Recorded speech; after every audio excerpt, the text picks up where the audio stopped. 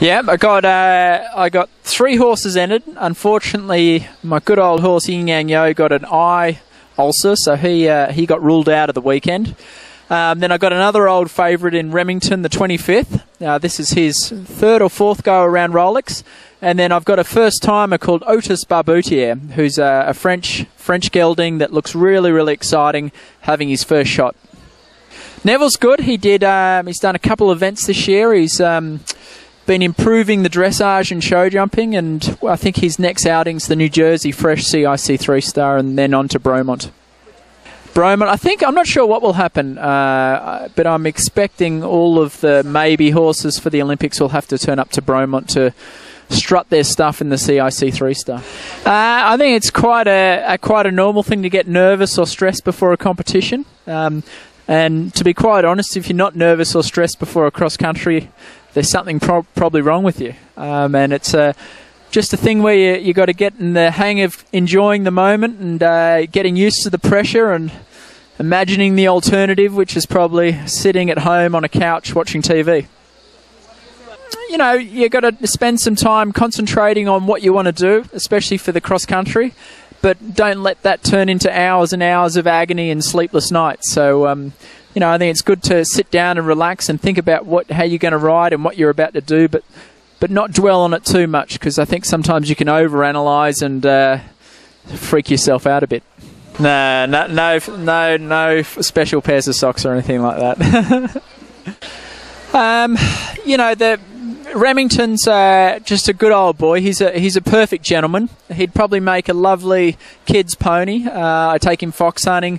He's you know, he never does too much wrong, and he never overexerts himself. So he just cruises through life. Otis is a little bit the opposite. He's a little bit of a you know, those French people that are sort of a little bit full of themselves and overconfident, and he's also got a little bit of pony in him and pushes you around, and you know, he always thinks that he's about to die of hunger, and any moment that he can lash out for a bite of grass, he'll take. Over the last couple of years, I've realised that one of the keys to being successful in eventing is to have access to riding the top horses. Unfortunately, they're bloody expensive. So I've played around with a couple of syndicates. Neville's owned by a syndicate, Otis is owned by a syndicate, and now this new horse called Trading Ace is owned by a syndicate. I think it's a wonderful way to bring people in to support your desire to compete for a fraction of the cost it would be for just to own it themselves. It's not easy to do, I'll tell you that. It's, you know, the first thing is you've got to make sure that you get a good horse, and then you've got to find 10 people or to 5 people, or however you want to structure it, to get behind you on the horse and to chip in and do it. I do think it's the way of the future, just because the cost of the sport's getting more and more, and it's harder and harder to bank on single super wealthy people to bankroll it. I mean, to find the syndicate members took a bit of work. Usually they're people that sort of want to help you out a little bit. I met a lot of them through doing clinics, especially up in the New York area, and you know, I got to know them over a year or two. Some of them, other people had already owned horses with me and wanted to be a part of another horse. And then, you know, I was lucky enough to get a couple out of the blue from my website and stuff like that. So it's you know, they either want to help you out, or they want to help the sport out or support the sport, or have an infatuation with a particular horse that they want to get involved with. Yeah, it's a pretty wicked course. It's a true 4-star course. It's a long way around, and plenty of really tough fences, and I think it's going to be a very, very exciting day across country. I think it's about a 6-year project. If you buy a horse at 3 or 4 years old and try and, if everything goes well, you know, you do a year at novice, a year at prelim, year at training, year at prelim, year at intermediate, year at advanced. And, you know, if you have no hiccups, they should be 4-star when they're about 8 or 9 years old. The key, though, is to go slowly. The fastest way is to take your time and not be in a hurry to belt them up to prelim and then put them back to training to get their confidence back, and then put them back to prelim. You know, the key is to chip away at bit by bit, brick by brick. Got a new horse, very, very excited. He's a horse called Trading Aces. You know, I think it's one of the most exciting young advanced horses in America, and I'm very, very fortunate and honoured to gain the ride on him thanks to some great supporters. So, yeah, I'm pretty fired up about that. He's an 8-year-old horse. He won Fair Hill 3-day event last year at the 2-star level with a rider called Kylie Lyman, who's done a wonderful job producing the horse. And I'm just getting to know him at the moment, and would like to bat him up for Bromont maybe if everything goes well. Yeah.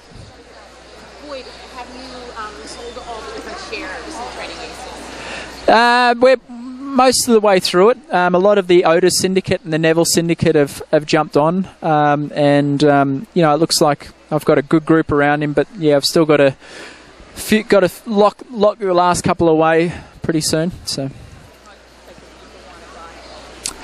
At the moment, I'm just trying to use the... I want to offer the shares to people that are already supporting my horses and the syndicate. And then once we've sort of offered the shares to those guys, I'm going to open it up to the general public to see if anyone new wants to come on. But I thought it made sense trying to invite people that are already in there and give them first shot first, and then see if we're short, have a look around for some other people.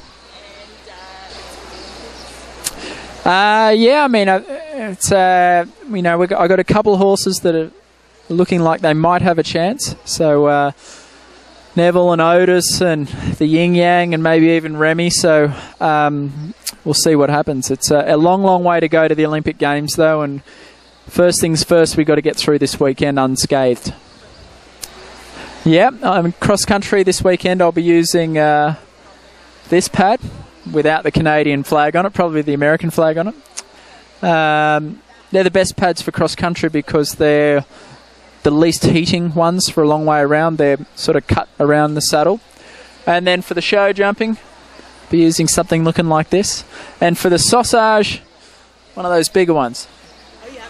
No, Bettina's in Badminton next weekend, so I've got the other German super coach here, Silva. So she's been chanting away at me, trying to sharpen me up for the test this afternoon.